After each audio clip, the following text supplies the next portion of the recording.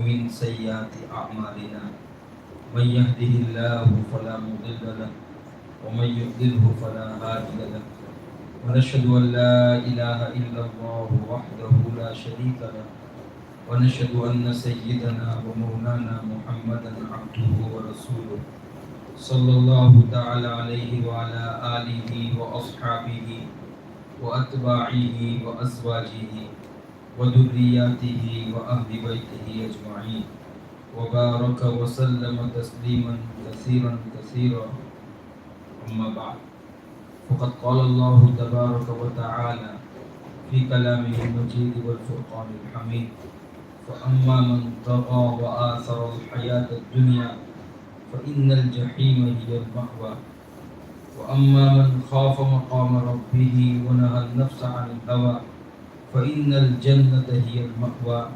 صدق اللہ العظیم. محترم حضرات، عزیز نوجوانوں، بزرگوں اور دوستوں، ابھی جو کلام اللہ کی آیت تلاوت کی گئی، ان آیتوں میں اللہ جل شانہ نے دو انسانی مزاجوں کا تذکرہ فرمایا. ایک وہ مزاج ہے جس میں سعادت مندی، خوش نصیبی اور خوش بختی ہے، اور وہ انسان جنت کا حقدار بنتا ہے. اور دوسرا وہ انسان ہے جس کی قسمت میں محرومی ہے اور بدنصیبی ہے اور طغیانی اور شرارت ہے، بالآخر وہ جہنم کا حقدار بنتا ہے. یہ دو مزاجوں کا تذکرہ ہے. اللہ کا ارشاد ہے فَأَمَّا مَن طَغَىٰ، بہرحال وہ شخص جو طغیانی کرتا ہے، سرکشی اور بغاوت پر آتا ہے. فَأَمَّا مَن طَغَىٰ، رہا وہ شخص جو اللہ کے احکام کے ساتھ پہلو تہی اور غفلت کا معاملہ کرتا ہے. فَأَمَّا مَن طَغَىٰ، رہا وہ شخص جو اللہ اور اس کے رسول کے فرمان کے سامنے بغاوت کرتا ہے، اکڑتا ہے اور تکبر کا معاملہ کرتا ہے. فَأَمَّا مَن طَغَىٰ، یہ اکڑ ہو، یہ تکبر اور دین بیزاری، خدا بیزاری اس کی طبیعت میں کیوں آ گئی؟ فَأَمَّا مَن طَغَىٰ، یہ سرکشی کیوں ہے، یہ بغاوت کیوں آتی ہے؟ تو فرمایا وَآثَرَ الْحَيَاةَ الدُّنْيَا، رہا وہ شخص جو طغیانی کرتا ہے، سرکشی کرتا ہے، بغاوت کرتا ہے. وَآثَرَ الْحَيَاةَ الدُّنْيَا، اور دنیا کی زندگی کو ترجیح دیتا ہے. دنیا کی زندگی کو ترجیح دیتا ہے کا مطلب ہے کہ دین اور دنیا یہ دو چیزیں اللہ نے بنائی ہے. تو وہ شخص جو دنیا کے تقاضوں کو نمبر 1 پر رکھتا ہے اور دین کے تقاضوں کو نمبر 2 پہ رکھتا ہے، یعنی دین اور دنیا ان دونوں کے تقاضوں کا آپس میں ٹکراؤ ہوتا ہی ہوتا ہے. تو جب ان دونوں کا ٹکراؤ ہوتا ہے تو انسان دنیا کے نقصان کی وجہ سے دنیا کا نقصان برداشت نہ کرنا پڑے، اس لیے وہ آخرت کا نقصان کر بیٹھتا ہے، دین کا نقصان کر بیٹھتا ہے، یا یہ کہ دنیا کے فائدے کو حاصل کرنے کے لیے دین کا نقصان کرتا ہے. تو یہ ہوا کہ دنیا کو نمبر 1 پہ رکھتا ہے اور دین کو نمبر 2 پہ رکھتا ہے. یعنی دونوں میں دین پر چلتا تو ہے، لیکن جب یہ آتا ہے کہ بھائی دین دنیا دونوں کا ٹکراؤ ہو تو کیا کرتا ہے؟ دنیا کو نمبر 1 پہ رکھتا ہے. آج کل ہمارے یہاں یہی تو چل رہا ہے کہ جب بھی کوئی حالات آتے ہیں تو انسان کہتا ہے کہ سب کچھ اللہ کے دین پہ چلنا چاہتے ہیں، لیکن یہ حالات ہیں.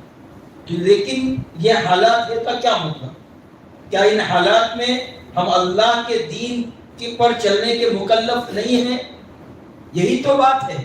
تو فَأَمَّا مَن طَغَىٰ، انسان کے مزاج میں طغیانی، سرکشی، فساد، بگاڑ تبھی آتا ہے جب وہ دنیا کا پرستار بنتا ہے اور آخرت سے غافل ہو جاتا ہے. تو فرمایا فَأَمَّا مَن طَغَىٰ، وآثر الحیات الدنیا، رہا وہ شخص جو طغیانی کرتا ہے اور آخرت کو نمبر 2 پہ رکھتا ہے اور دنیا کو نمبر 1 پہ رکھتا ہے، اور جب دیکھو تب دنیا ہی دنیا میں لگا رہتا ہے، تو فرمایا فَإِنَّ الْجَحِيمَ هِيَ الْمَأْوَىٰ، تو جہنم اس کا ٹھکانہ، جہنم اس کا ٹھکانہ۔ وَأَمَّا مَنْ خَافَ مَقَامَ رَبِّهِ، اور اس کے مقابلے میں دوسری صفت کا تذکرہ ہے کہ رہا وہ شخص خاف مقام ربی، جو اپنے پروردگار کے سامنے کھڑے ہونے سے ڈرا۔ پروردگار کے سامنے کھڑے ہونے سے ڈرا کا کیا مطلب؟ ہمارے یہاں لوگ عام طور پر اس کا مطلب یہ سمجھتے ہیں، یہ وَلِمَنْ خَافَ مَقَامَ رَبِّهِ جَنَّتَانِ، یہ سورۃ الرحمن میں بھی یہ آیت آتی ہے، اس کا ترجمہ یہی کیا جاتا ہے کہ اس شخص کے لیے جو اپنے پروردگار کے سامنے کھڑے ہونے سے ڈرا، اس کے لیے 2 جنتیں ہیں۔ تو لوگ یہ سمجھتے ہیں اس کا مطلب کہ پروردگار کے حضور میں اور اس کے دربار میں جب حاضری ہوگی، اس وقت جو ڈر جائے تو پروردگار کے سامنے کھڑے ہونے سے ڈرا، تو اس کا مطلب یہ سمجھتے ہیں۔ یہ مطلب نہیں ہے۔ وَأَمَّا مَنْ خَافَ مَقَامَ رَبِّهِ، رہا وہ شخص جو اپنے پروردگار کے سامنے کھڑے ہونے سے ڈرا کا مطلب یہ ہے کہ پروردگار کے سامنے حاضر ہونا ہے۔ کل قیامت کے دن رب العالمین کے دربار میں پیشی ہونی ہے، حاضری دینی ہے اور اپنے پروردگار کو منہ بتانا ہے۔ وَأَمَّا مَنْ خَافَ مَقَامَ رَبِّهِ، وہ آخرت کی پیشی اور آخرت کی حاضری اور رب العالمین کے سامنے حاضری دینے کا تصور جس کے دل اور دماغ کے اوپر چھایا رہتا ہے اور اسی تصور میں وہ زندگی گزارتا ہے، مطلب یہ ہے کہ اس منظر کو یاد رکھنا۔ وَأَمَّا مَنْ خَافَ مَقَامَ رَبِّهِ کا مطلب یہ ہے کہ پروردگار کے سامنے کھڑا ہونا ہے۔ اس کھڑے ہونے سے ڈرنے کا مطلب ہے کہ اس کھڑے ہونے کے منظر کو پوری زندگی یاد رکھنا ہے، اور جب کبھی فجر کی نماز ہو، ظہر کی نماز ہو، عصر کی نماز ہو، یا کوئی کسی کے ساتھ کیا کہتے ہیں حقوق ادا کرنے کا مسئلہ ہو، تجارت میں امانت داری کا مسئلہ ہو، اور اللہ کے دین پر چلنے کا جہاں مسئلہ آ جائے، یا اللہ کے منع کردہ چیزوں سے رکنے کا مسئلہ آ جائے اور نفس نہ مانتا ہو، تب اس کو یاد آئے کہ اللہ کو منہ دکھانا ہے اور وہ باز آ جائے۔ تو یہ ہے وَأَمَّا مَنْ خَافَ مَقَامَ رَبِّهِ، جو شخص آخرت کا تصور لے کر جیتا ہے، آخرت کی فکر لے کر جیتا ہے۔ وَأَمَّا مَنْ خَافَ مَقَامَ رَبِّهِ، تو جو شخص اپنے پروردگار کے سامنے کھڑے ہونے سے ڈرا، یعنی اس منظر کو یاد رکھتا ہے اور اسی تصور میں اور اسی خیال میں زندگی گزارتا ہے، تو لا محالہ اس کا نتیجہ کیا ہوگا؟ وَأَمَّا مَنْ خَافَ مَقَامَ رَبِّهِ وَنَهَى النَّفْسَ عَنِ الْهَوَىٰ، کہ وہ اپنے نفس کو خواہشات سے روک دیتا ہے، نفس کو خواہشات سے روک دیتا ہے۔ فجر کی نماز ہر ایک کے لیے، لیکن کس کے لیے آسان ہوگی کہ میں نماز نہیں پڑھوں گا تو کل قیامت میں اللہ جل شانہ اس کا حساب کتاب لینے والے ہیں، اور میری نماز کے چھوڑنے پر اللہ جل شانہ کی ناراضگی اور اللہ کا عتاب جو ہے نازل ہوگا۔ یہ تصور اور یہ تخیل جب انسان کے دماغ پر طاری ہوتا ہے، تب اس کو بستر چھوڑنا آسان ہوتا ہے۔ اسی طرح انسان تجارت میں ہوتا ہے، اس کو لگتا ہے کہ میں نماز پڑھنے جاؤں گا تو میرا نقصان ہو جائے گا۔ اسی طرح کبھی انسان اپنے بھائیوں کو، بہنوں کو حقوق دینے کا مسئلہ آتا ہے، یا کبھی دوسروں کے حقوق کو دبا دیا ہے، اب حقوق دینا ہے تو کیسے دے گا؟ آخرت کی فکر نہیں ہوگی تو نہیں دے گا۔ تو وَأَمَّا مَنْ خَافَ مَقَامَ رَبِّهِ، یہ خیال، یہ تصور جب انسان کے دماغ پر طاری ہوتا ہے اور اس خیال کے ساتھ جیتا ہے، تو وَنَهَى النَّفْسَ عَنِ الْهَوَىٰ، اپنے نفس کو خواہشات سے روکتا ہے۔ اپنے نفس، وہ اپنی نظر کی بھی حفاظت کر سکے گا، اپنے ہاتھ کی بھی حفاظت کر سکے گا، اپنی زبان کی بھی حفاظت کر سکے گا، اپنے خیال کی بھی حفاظت کر سکے گا، اپنی پوری زندگی کی حفاظت کرے گا۔ کب کرے گا؟ جب آخرت کا تصور ہوگا، اور جب دنیا ہوگی تو طغیانی آئے گی، فساد آئے گا۔ یہ دو مزاج کا طرف، فَأَمَّا مَنْ طَغَىٰ، رہا وہ شخص جو طغیانی کرتا ہے، سرکشی کرتا ہے، اللہ کے احکام کے ساتھ بغاوت کا معاملہ کرتا ہے، اللہ کے نبی کو ستاتا ہے اور جو ہے اللہ کے اولیاء کو ستاتا ہے، وہ کون ہے؟ فَأَمَّا مَنْ طَغَىٰ، اور کیوں کرتا ہے ایسا؟ وَآثَرَ الْحَیَاةَ الدُّنْیَا، اس لیے کہ دنیا کی زندگی ہی اس کے نزدیک اہم ہے، دنیا کی زندگی کو وہ ترجیح دیتا ہے اور آخرت کو وہ بھول بیٹھا ہے، تو فرمایا فَإِنَّ الْجَحِيمَ هِيَ الْمَأْوَىٰ، جہنم اس کا ٹھکانہ۔ تو اس کے بگاڑ کی وجہ آخرت فراموشی، آخرت فراموشی، دین بیزاری آخرت فراموشی کا نتیجہ ہوتی۔ جب انسان آخرت کو بھول جاتا ہے، اللہ کو بھول جاتا ہے، قیامت کو بھول جاتا ہے اور مرنے کے بعد کے تمام احوال کو بھول جاتا ہے، تب انسان کو دنیا کی زندگی میں اس کو طغیانی سے، سرکشی سے، بغاوت سے، تکبر سے، ترفع سے اور کیا کہتے ہیں دوسروں کے ساتھ خراب معاملہ کرنے سے کوئی چیز روک نہیں سکتی۔ پھر وہ انسان کیا کہتے ہیں جنگلی درندہ بن جاتا ہے، وحشی بن جاتا ہے۔ اسی کو قرآن نے دوسری جگہ پر فرمایا کہ وَلَقَدْ ذَرَأْنَا لِجَهَنَّمَ كَثِيرًا مِنَ الْجِنِّ وَالْإِنسِ، کہ ہم نے پیدا کیا ہے جہنم کے لیے بہت سے انسانوں کو، كَثِيرًا مِنَ الْجِنِّ وَالْإِنسِ، بہت سے انسانوں کو، بہت سے جناتوں کو، یعنی بہت سے انسان اور بہت سے جنات وہ ہیں جو روز قیامت جہنم کی آگ کا ایندھن بنیں گے اور جہنم کے اندر ڈالے جائیں گے۔ وہ کون ہیں؟ لَهُمْ قُلُوبٌ لَا يَفْقَهُونَ بِهَا، ان کے دل ہیں مگر وہ سمجھتے ہیں، یعنی یہ دل ہر چیز سمجھتے ہیں لیکن آخرت کا نفع نقصان نہیں سمجھتے۔ دیکھیں نا، اگر ہمارا بچہ اسکول نہ جائے، صبح بچہ اگر اسکول نہ جائے تو ہنگامہ ہو جاتا ہے، اسکول نہیں گیا، بچہ ٹیوشن نہ گیا، ہنگامہ ہو گیا۔ اسی طرح اگر بچہ بڑا ہو گیا، کمانے نہیں جاتا، ہنگامہ ہو جاتا ہے کہ کوئی کمانے نہیں گیا۔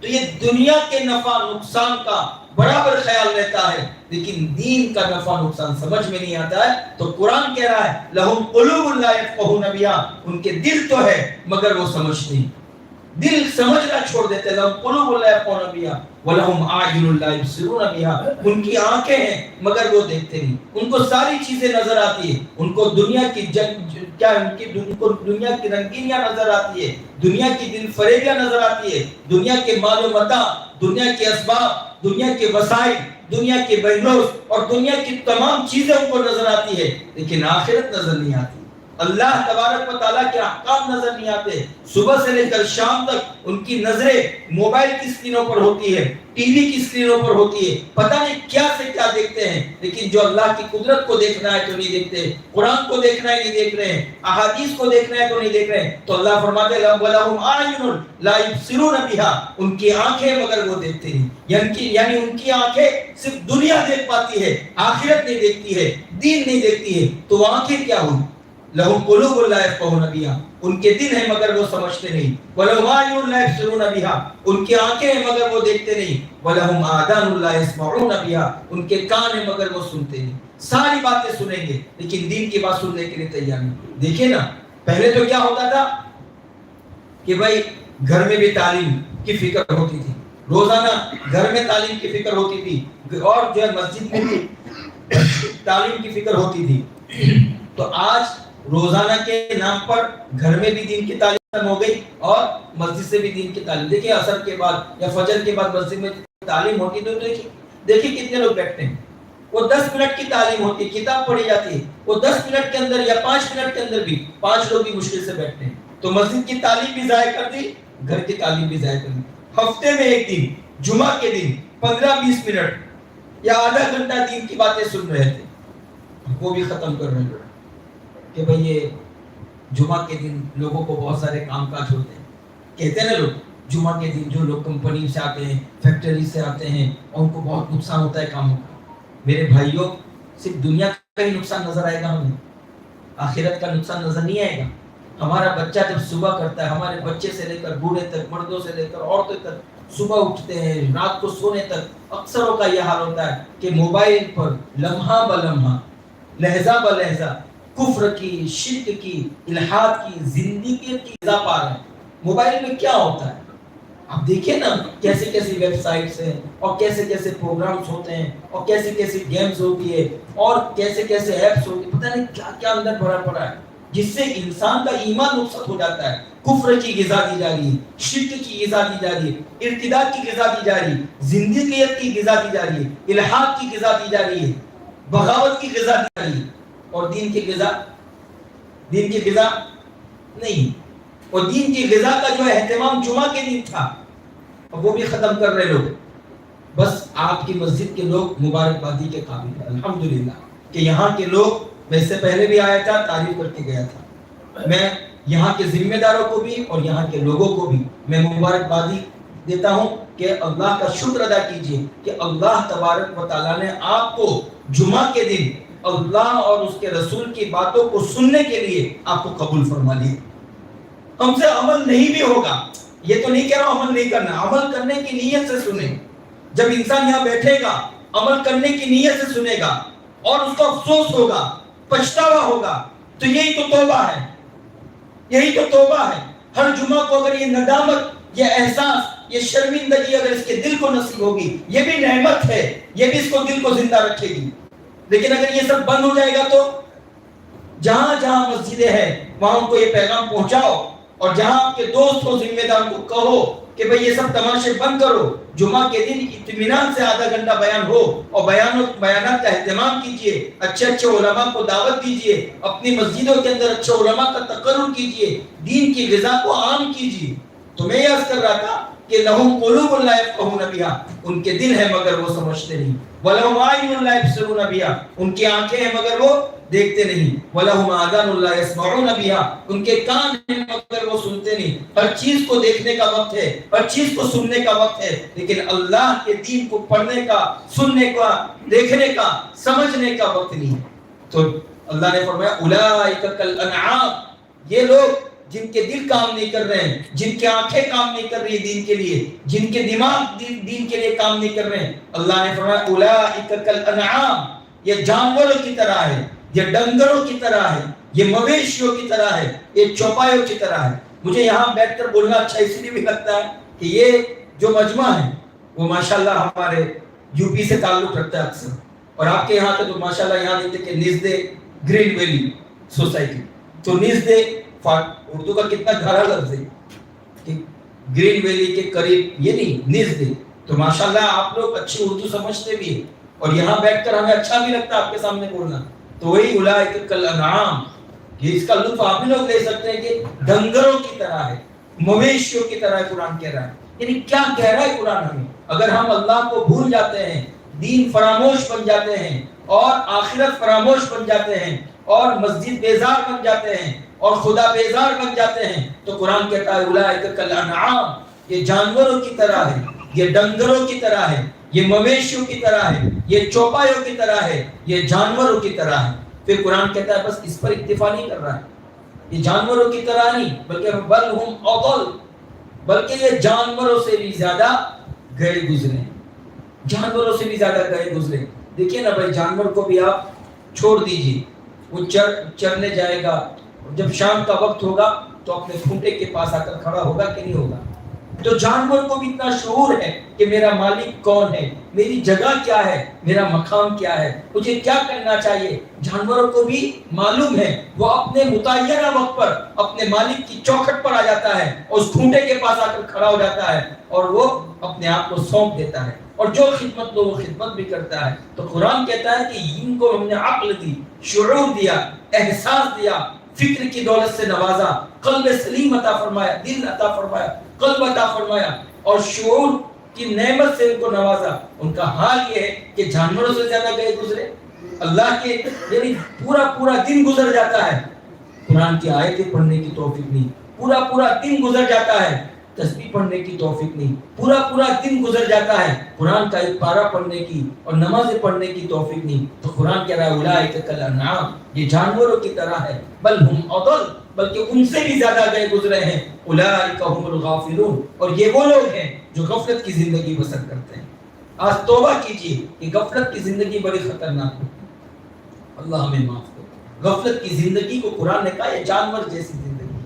کیا زندگی ہے یہ, کیا زندگی ہے. جانور بھی جب دنیا میں آتا ہے تو ایک جانور بھی جو کیا کرتا ہے, اپنے بچوں کو پالتا ہے, پوستا ہے, اس کی خدمت کرتا ہے. جانور بھی یہ کام کرتا ہے, اور ہم بھی یہ کام کر رہے ہیں. بھائی آپ خود بھی دین پر آئیں, بچوں کو بھی دین سکھائیں. یہ ہمارے درمیان اور جانوروں کے درمیان فرق کرنے والی چیز ہے.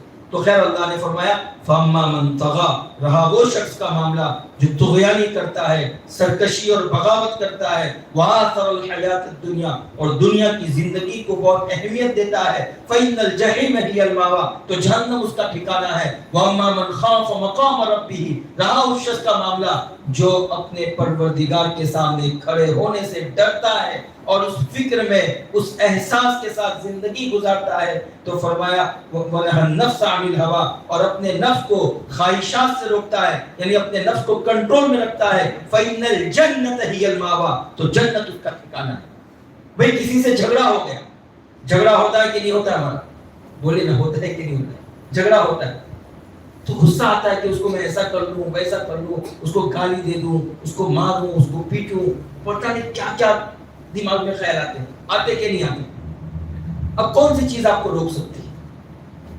اگر آپ کو کوئی چیز روکنے والی نہیں ہے تو آپ خدا بیزار ہیں، آپ آخرت بیزار ہیں، ہم آخرت بیزار اس کا مطلب۔ اور اگر ہمیں اللہ کا خوف آتا ہے کہ نہیں، میں اس دنیا کے اندر ہر چیز کرنے کا جو ہے مجاز نہیں ہو سکتا، ہر چیز کی مجھے اجازت نہیں ہے، میں اپنے اللہ کے حکم کا پابند ہوں، میں چاہے غصے میں ہوں چاہے خوشی میں رہوں، میں اپنے اللہ کے حکم کا پابند ہوں، اگر یہ خیال انسان کو آتا ہے کہ مجھے حساب کتاب دینا ہے، تو اپنے بھائی کے ساتھ نرمی کے ساتھ بات کرے گا، معاف کرے گا کہ نہیں معاف کرے گا؟ تو یہ کہ حقوق اللہ اور حقوق العباد، بندوں کے حقوق ہو یا اللہ کے حقوق ہو، اس کو ادا کرنے کے لیے صرف ایک ہی چیز ہے، اور وہ آخرت کا خوف۔ اگر آخرت کا خوف ہمارے اندر نہیں ہے تو ہم دین پر نہیں چل سکیں گے۔ اس لیے اب ہماری اور آپ کی ذمہ داری ہے کہ ہم کیا کریں؟ آخرت کی فکر کا تصور پیدا کریں، آخرت کی فکر پیدا کریں، خوب فکر کر دیں کہ قرآن کریم کی پہلی آیت الف لام میم ذالک الکتاب لا ریب فیہ، ذالک الکتاب، یہ وہ کتاب ہے، لا ریب فیہ ای لا شک فیہ، لا تردد فیہ، لا تذبذب فیہ، یہ وہ قرآن ہے جس میں کوئی تردد نہیں، جس میں کوئی شک و شبہ کی گنجائش نہیں، جس میں کوئی ارتیاب نہیں، جس میں کوئی تردد نہیں، بالکل پاک صاف قرآن ہے، یہ کوئی شک و شبہ کی گنجائش نہیں۔ ذالک الکتاب لا ریب فیہ، یہ وہ قرآن ہے جس میں کوئی شک و شبہ کی گنجائش نہیں۔ پھر اس قرآن کے بارے میں اللہ کہہ رہے ہیں یہ قرآن ہے ھدی للمتقین، ہدایت ہے متقی لوگوں کے لیے۔ یہ قرآن کیا ہے؟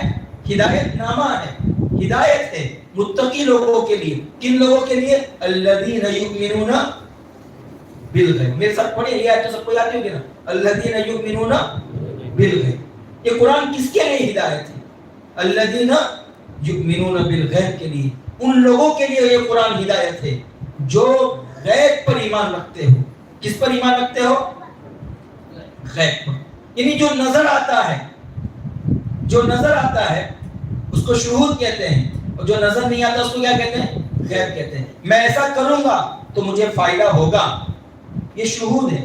میں ایسا، یعنی دنیا کے جو فائدے اور نقصان ہیں وہ شہود ہے، وہ نظر آتے ہیں، تو انسان اس پہ تو اپنی عقل مندی دکھاتا ہے، لیکن جو فائدہ نظر نہیں آتا ہے وہ آخرت کا فائدہ اور نفع نقصان ہے، وہ نظر نہیں آتا ہے، وہ غیب کے فائدے اور نفع نقصان وہ نظر نہیں آتے ہیں۔ تو جو شخص نظر نہ آنے والے فائدے اور نقصان کا خیال رکھتا ہے وہی قرآن کی ہدایت سے مستفید ہو سکتا ہے، اور اسی کے لیے قرآن ہدایت ہے، اسی کے لیے قرآن ہدایت ہے۔ یعنی آپ کو میں سمجھوں، میں ایسا کروں، مثلا نماز کا وقت ہو رہا ہے، ٹھیک ہے، ہم دکان پر بیٹھے ہیں، مؤذن آواز لگا حی علی الصلاۃ، آؤ نماز کی طرف، حی علی الفلاح، آؤ کامیابی کی طرف۔ یہ مؤذن نے آواز لگائی، یہ کس کی آواز ہے؟ اللہ کی آواز ہے، یہ غیب کی صدا ہے، یہ غیب کی آواز ہے، اللہ کی ایک طرف سے آواز لگ رہی کہ کیا کرو، نماز کی طرف آؤ، یہی کامیابی۔ اور اب ظاہری حالت کیا ہے کہ ابھی میرے پاس گاہک کھڑے ہیں، ابھی میں نے اس کو چھوڑ دیا تو مجھے اتنا نقصان ہوگا، ہزاروں کا نقصان ہو سکتا ہے، کبھی لاکھوں کا نقصان ہو سکتا ہے۔ تو جو نظر آ رہا ہے وہ نقصان ہے، اور جو حقیقت ہے وہ فائدہ ہے۔ اب آپ یہ بتاؤ، تو جس کا غیب پر یقین ہوگا، جس کا غیب پر یقین ہوگا، وہ دکان کو چھوڑ دے گا، وہ اپنے سودوں کو چھوڑ دے گا، وہ اپنی دنیا کی تمام چیزوں کو چھوڑ دے گا، اپنے پروردگار کی آواز پر لبیک کہے گا کہ میرے پروردگار نے کہا وہی فائدہ ہے۔ اگر اس کے خلاف مجھے کہیں فائدہ نظر آتا ہے تو میری نظر کا دھوکا، اور اگر مجھے کہیں فائدہ سمجھ میں آتا ہے تو میری سمجھ کا دھوکہ. اللہ کے حکم میں ہی فائدہ ہے, اللہ کے حکم میں, اللہ کے حکم کو توڑنے میں نقصان ہے. یہ احساس انسان کو ہونا چاہیے. ورنہ اگر یہ تصور نہیں ہے تو یہی ہوگا نا بھائی, جب بھی کوئی دین پر چلنے کی بات آئے گی تو ایسا اللہ کا کون سا حکم ہے جس پر چلنے میں انسان کا نفس اس کا ساتھ دے رہا ہو, یا اس کو دنیا کا کوئی نقصان نظر نہ آتا ہو. فجر کی نماز ہے تو آپ یہ بتاؤ, دل چاہتا, نفس چاہتا ہے, وہ تو آرام چاہتا ہے, تو نفس کو توڑنا بڑا بھاری پڑتا ہے نا. اور اسی طرح اپنے دوسروں کے حقوق کو ادا کرنے کا جب مسئلہ آتا ہے, دھوکہ نہ دو, جھوٹ کے ساتھ تجارت نہ کرو, تو اگر یہ کرنے جائیں گے تو نقصان ہوگا. تو اب یہ کہ جس کے دل کے اندر اب اللہ کا یہ حکم ہے اس کو نقصان نظر آ رہا ہے, لیکن یہ نہیں, اللہ نے کہا ہے اسی میں فائدہ ہے, چاہے میں نقصان برداشت کروں. دنیا کا نقصان اس کے نظروں میں تو وہی الذین یؤمنون بالغیب, جس کی نظروں میں, یہ الفاظ ذرا دھیان دیجیے, جس کی نظروں میں, جس کی فکروں پر اور جس کے دماغ اور جس کے خیال اور جس کے شعور اور جس کے احساس کے اوپر غیب کا نفع نقصان سمایا ہوگا, غیب کا نفع نقصان چھایا اور سمایا ہوگا اور مسلط ہوگا, وہی قرآن پر عمل کر سکتا ہے. اور جس کے دل اور دماغ کے اوپر, جس کے احساس اور فکر کے اوپر, جس کے شعور اور احساس کے اوپر دنیا کا نفع نقصان سمایا ہوگا, وہ دین پر نہیں چل سکے گا. وہ تو یہ کہے گا یہ نقصان ہو رہا ہے, کیا کروں, حالات ایسے ہیں, کیا کروں, امی ابا ایسا کہتے ہیں, کیا کروں, محلے والے سے, وہ کیا کروں کر کے دین چھوڑتا چلا جائے گا. تو یہ دین بزدلوں کے لیے نہیں, یہ دین جوان مردوں کے لیے, یہ دین ہمت والوں لوگوں کے لیے, یہ دین جانثاروں کے لیے جو صحابہ جیسی صفت رکھتے ہو. تو آئیے پھر اپنا ایمان تازہ کیجیے. قرآن کی پہلی تو آیت سنا رہا ہوں نا, الذین یؤمنون بالغیب. تو معلوم ہوا کہ غیب کا نفع نقصان کا احساس جتنا فکر پر, خیال پر سمایا ہوا ہوگا, وہ کبھی بھی دنیا کو خاطر بھی نہیں لا سکتا. اسی لیے لوگ صحابہ کو کیا کہتے تھے, صحابہ کا مذاق اڑایا کرتے تھے کہ یہ پاگل ہیں, یہ اپنا دنیا کا نقصان کر رہے ہیں, یہ اپنا فیوچر تباہ کر رہے ہیں. یہ صحابہ کا مذاق اڑاتے تھے. آج اسی طرح تو مولویوں کا مذاق اڑاتے ہیں کہ یہ لوگ اپنی آخرت کو, اپنی دنیا کا نقصان کر رہے ہیں. تو دنیا کا نقصان کرنے والے ہمیشہ کامیاب ہوتے ہیں. ایک بات یاد, یہ بھی میرے ان الفاظ کی بھی قدر کیجیے گا. ایک شخص اس وقت تک مومن نہیں ہو سکتا ہے جب تک کہ وہ آخرت کے لیے, دین کے لیے دنیا کا نقصان برداشت کرنے کی استطاعت اور طاقت اور صلاحیت نہ رکھتا ہو. اگر دین کے لیے دنیا کا نقصان برداشت کرنے کی صلاحیت نہیں ہے, اللہ کی قسم ہم سچے مومن نہیں ہو سکتے. کیونکہ دین اور دنیا, ان دونوں کا تصادم, ان دونوں کا ٹکراؤ, ان دونوں کی کشمکش ہر انسان کی زندگی میں رہتی ہے. اس لیے قرآن میں دوسرے, من کان یرید حرث الآخرہ, جو شخص آخرت کی کھیتی کو طلب کرے گا, نزد لہ فی حرثہ, ہم اس کی کھیتی میں اضافہ کریں گے. ومن کان یرید حرث الدنیا, اور جو شخص دنیا کی کھیتی کے پیچھے پڑے گا تو کیا فرمایا, نؤتیہ منہا, کچھ دے دیں گے. وما لہ فی الآخرۃ من نصیب, اور آخرت میں کوئی حصہ نہیں. یعنی جو آخرت کی کھیتی کا طلبگار ہوگا وہ کامیاب ہوگا, جو دنیا کی کھیتی کا طلبگار ہوگا وہ دنیا میں بھی ناکام ہوگا, آخرت میں بھی ناکام ہوگا. پھر قرآن نے دوسری جگہ پر فرمایا, من کان یرید العاجلۃ عجلنا له فیہا ما نشاء لمن نرید ثم جعلنا له جہنم یصلاها مذموما مدحورا, کہ جو شخص دنیا کے پیچھے پڑتا ہے, من کان یرید العاجلہ, عاجلہ کہتے ہیں جلدی مل جانے والی چیز, عاجلہ کہتے ہیں جلدی مل جانے والی چیز. یہ دنیا کے نفع و نقصان. تو یہ من کان یرید العاجلہ, جو شخص دنیا کے نفع و نقصان میں چلتا ہے اور یہ دنیا کے فائدے کے پیچھے پڑتا ہے, تو من کان یرید العاجلہ عجلنا له فیہا ما نشاء, تو ہم دے دیتے ہیں, عجلنا له فیہا ما نشاء, تو ہم اس کو دنیا میں دے دیتے ہیں ما نشاء, جتنا وہ چاہتا نہیں جتنا ہم چاہتے. لمن نرید, اور ہر شخص کو بھی, ہر طلبگار کو دنیا نہیں ملتی ہے, انہی کو ملتی ہے جن کے بارے میں ہم چاہتے ہیں. ہر طلبگار کو دنیا نہیں ملتی ہے, جن کے بارے میں ہم فیصلہ کرتے ہیں انہی کو ملتی ہے, اور اس کے حساب سے نہیں ملتی, ہمارے حساب سے ملتی ہے. یہ اللہ کا من کان یرید العاجلہ, جو دنیا کو طلب کرتا ہے, عجلنا له فیہا ما نشاء, تو ہم دیتے ہیں اس کو دنیا جس کو ہم چاہیں اور جتنا ہم چاہیں. ثم جعلنا له جہنم, پھر ہم آخرت میں اس کو جہنم کے حوالے کر دیں گے، یصلاھا مذموما مدحورا، وہ ذلیل اور رسوا ہو کر جہنم کی آگ میں جھلسے گا اور تپے گا۔ ومن اراد الاخرہ، اور جو شخص آخرت کو طلب کرے گا، وسعى لها سعيها، اور اس کے لیے محنت کرے گا، کوشش کرے گا، اور اس کے لیے جد و جہد کرے گا، وسعى لها سعيها وهو مؤمن، اور ایمان کے ساتھ محنت کرے گا، تو فاولئک کان سعیهم مشکورا، تو یہ وہ لوگ ہیں جن کی محنت کی اور جن کی کوشش کی، جن کی جد و جہد کی ہم قدر کریں گے، یعنی اللہ قدر کرے گا۔ اب اللہ جب قدر کرنے پر آئے تو کیا نہیں دے گا؟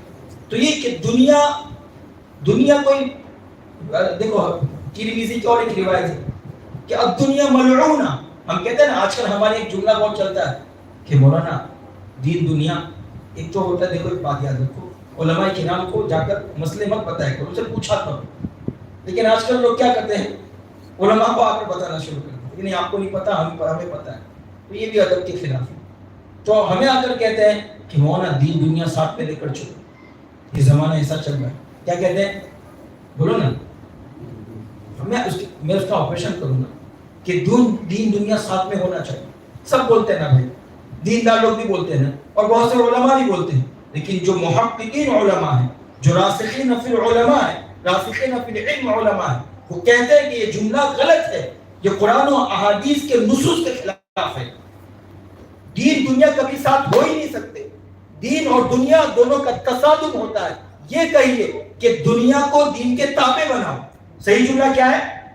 ارے دنیا کو دین کے تابع بناؤ، دونوں کو ساتھ رکھیں گے تو کیسے؟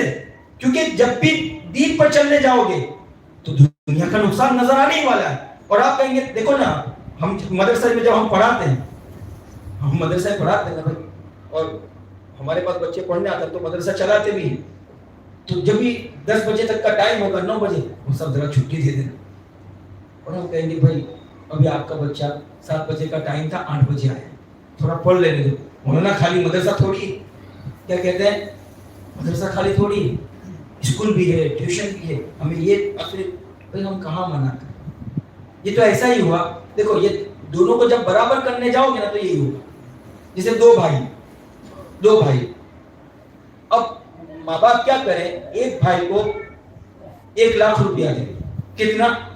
1 لاکھ روپیہ دے ہر مہینے، اور دوسرے بھائی کو ہر مہینے 5,000 روپیہ دے، کتنا؟ ایک بھائی کو 1 لاکھ روپیہ ہر مہینہ دے رہے اور دوسرے بھائی کو ہر مہینے 5,000 روپیہ دے رہے۔ اب 5,000 والا شکایت کر رہا ہے، امی ابا آپ اس کو 1 لاکھ دے رہے ہو، مجھے 5، ارے تم اکیلے تھوڑی ہو، وہ بھی تو ہے، نہیں سمجھ میں؟ تو آپ کو وہ آدمی پاگل لگے گا کہ نہیں؟ وہ ماں باپ پاگل لگے گی کہ نہیں سمجھ میں آ رہی بات؟ یعنی 5,000 والا جب یہ شکایت کرے کہ ہم بھی آپ ہی کی اولاد ہیں، آپ ہمارے اس بھائی کو تو کیا دے رہے، ہر مہینے 1 لاکھ دے رہے، اور مجھے کیا دے رہے، 5,000 دے رہے، یہ کون سا انصاف ہے؟ تو وہ کیا کہیں گے، تم اکیلے تھوڑی ہو، وہ بھی تو ہے۔ ارے تو میں کہاں کہہ رہا ہوں کہ وہی ہے، وہ یہی تو کہے، میں کہاں کہہ رہا ہوں وہی ہے، بلکہ وہ نہیں ہے، بلکہ یہ کہ وہی نہیں ہے، میں بھی ہوں۔ آپ اس کو 1 لاکھ دے رہے ہو، مجھے 5,000 دے رہے ہو، 95,000 زیادہ دے رہے ہو، اس کا کیا لوجک بن رہا ہے؟ تو آپ کہو گے نہیں پاگل والی باتیں کر رہا ہے، تو ایسا ہی تو ہے کہ پورے دن میں مدرسے کے نام پر بولے نا 2 گھنٹے دینے ہیں، اور اس میں بھی 1 گھنٹہ کم کر رہے ہیں، اور جب کبھی خالی مدرسہ تھوڑی ہے۔ تو یہ دین دنیا دونوں کو برابر کرنے جاؤ گے نا تو یہی ہوگا۔ یہ کہو کہ ہم اپنی دنیا کو دین کے تابع بنائیں گے، اگر دین کا کہیں نقصان نظر آتا ہو تو اللہ کی قسم ہم دنیا کے بڑے سے بڑے فائدے کو، دنیا کے بڑے سے بڑے نفع کو ہم پاؤں کے نیچے رکھیں گے، لیکن اپنے آخرت کا، اپنے دین کا نقصان نہیں ہونے دیں گے۔